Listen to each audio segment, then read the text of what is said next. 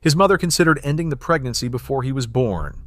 His father died an alcoholic before ever seeing the summit. At 15, his heart nearly ended it all. Cristiano Ronaldo's rise from poverty to legend isn't just improbable. It should have been impossible. What forged the most relentless athlete on the planet began inside a tin-roofed house in Madeira. On February 5, 1985, in the hospital of Santo Antonio in Funchal, Maria Dolores dos Santos Aveiro gave birth to her fourth child. Life in the volcanic hills of Madeira offered little promise for a growing family. In the working-class neighborhood of Santo Antonio, the Aveiros lived in a small, single-story home on Rua de Porta de São Tiago. The structure featured a low ceiling, a tin roof, and a single bedroom.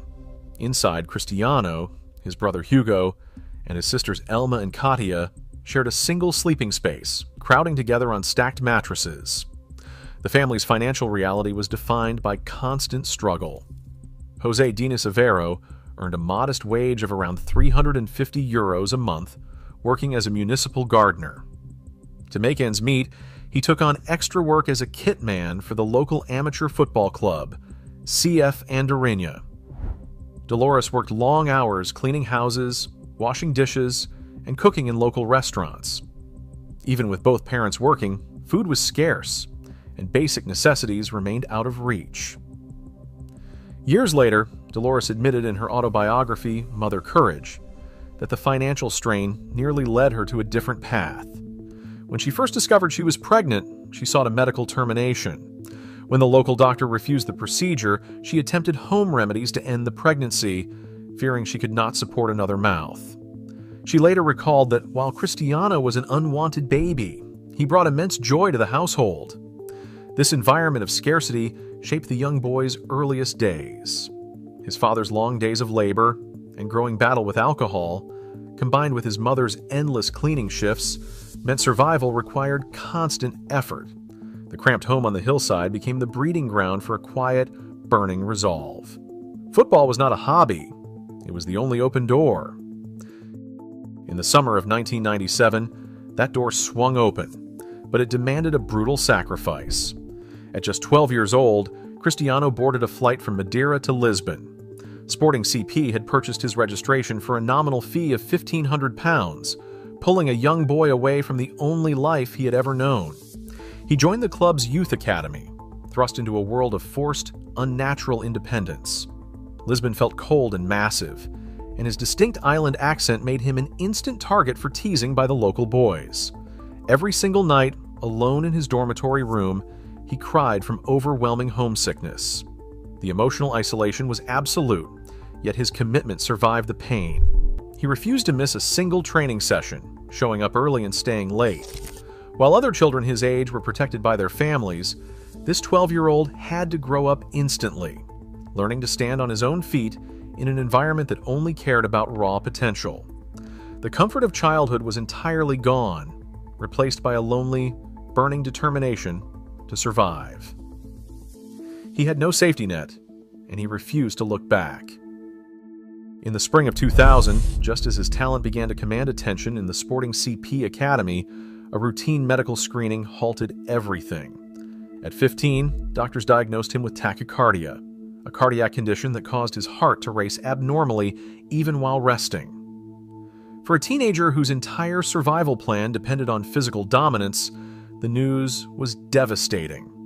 The game that was supposed to save his family suddenly threatened to destroy his future before his senior career could even begin. Sporting's medical team acted immediately.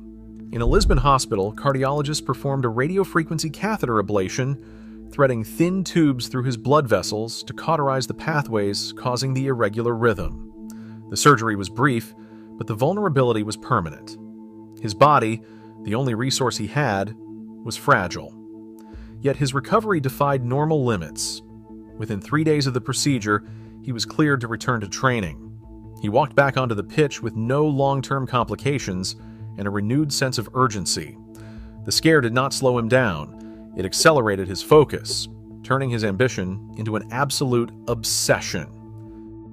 At 12 years old, his youth coach Lionel Pontes noticed a stark, survivalist mentality. While other prospects rested, the boy from Madeira strapped weights to his ankles, dragging his feet through grueling drills to force his muscles to adapt.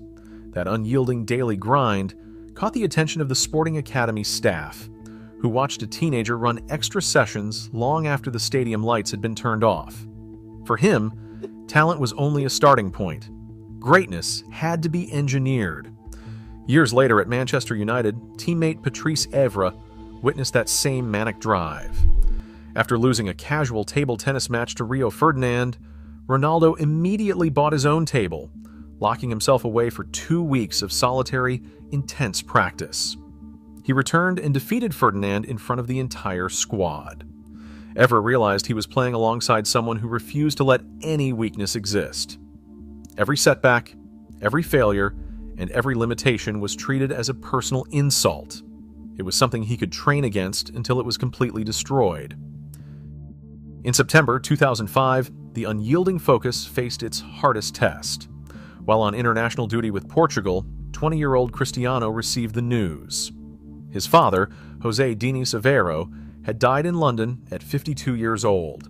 The cause was liver failure, a direct consequence of a long battle with alcoholism. The loss came before Ronaldo reached the top of the sport, leaving a permanent void. José Diniz would never see his son lift a Champions League trophy or win a Ballon d'Or.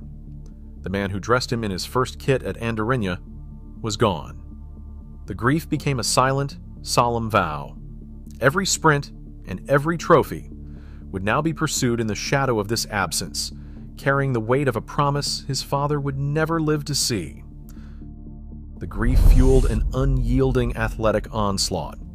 Ronaldo took the hunger from the tin-roofed house in Madeira and the survival instinct of a 15-year-old who overcame heart surgery and forged them into the most dominant career in modern sports. In 2008, he captured his first Ballon d'Or and his first UEFA Champions League title with Manchester United. It was only the beginning of a historic run. After a record-breaking transfer to Real Madrid, he secured 4 more Champions League crowns in 2014, 2016, 2017, and 2018, while claiming 4 more Ballon d'Or awards in 2013, 2014, 2016, and 2017. He went on to capture 33 major trophies, including the 2016 European Championship for Portugal, carrying his nation to its greatest triumph. On the pitch, his furious drive pushed his career goal total past the historic 900 mark, a number once thought impossible in the modern era.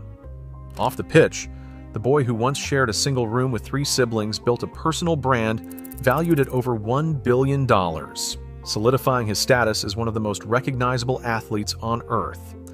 This was the leap from internal pain to public monument. The awards, the records, and the massive financial empire were protective walls built to ensure he could never be forced back to nothing. The private survival story of a hungry kid from Funchal had hardened into absolute global dominance. Today, the gold is secure, but the hunger remains. Ronaldo's obsession was never actually about chasing fame. It was about running away from nothing. That fear created an unstoppable machine that still refuses to stop. What drives your ambition? Let us know in the comments.